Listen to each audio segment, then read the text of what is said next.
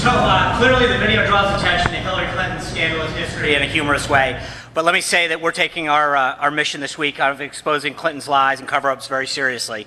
Obviously, it's been a fast turnaround going from Cleveland to Philadelphia this week, but we're entering town with the wind at our back. A CNN poll showed that 75% of respondents had a favorable reaction to Donald Trump's nomination acceptance speech, and 56% were more likely to vote for him. We're entering this week with a lot of momentum, and we expect it to continue. Before I start, I want to just go over a few things about the space that we're in. 2300 Arena is famous in the city of Philadelphia as a venue for wrestling, boxing, and mixed martial arts.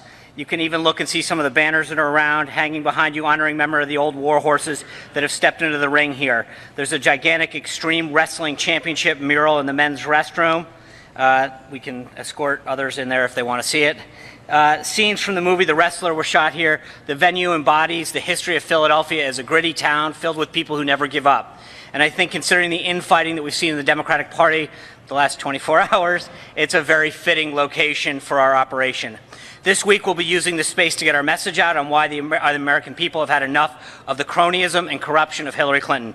Each day we'll have a daily press conference in this venue at 1 p.m. with a rotating list of surrogates. Some of the individuals include Senators Rick Santorum, Congressman Marsha Blackburn, Kellyanne Conway, Mark Geis, Governor Jim Gilmore, Lee Zeldin, and our own other staff from the RNC. But we'll also be doing rapid response efforts, media availabilities, digital messaging, counteracting the noise coming down the street.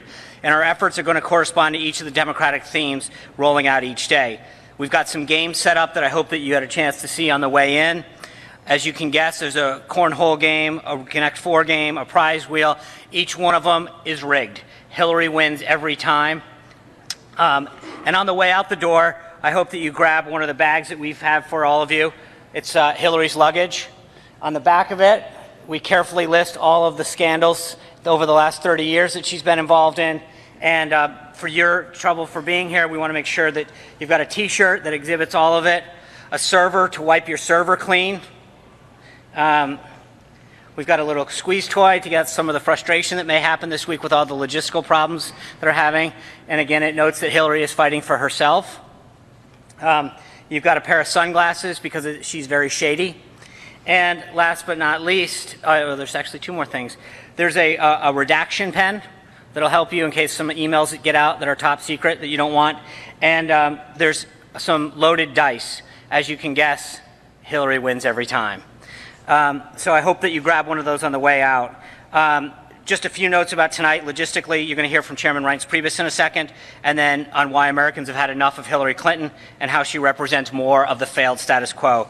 Then Campaign Chairman Paul Manafort is also going to make a few remarks. We'll have a Q&A, and then immediately following the last question, we'll go off the record, and I invite you to a brief reception here in 2300 Arena. So we welcome you to Philadelphia. We're glad you're here. And with that, I want to welcome my boss, the chairman of the party, Reince Priebus.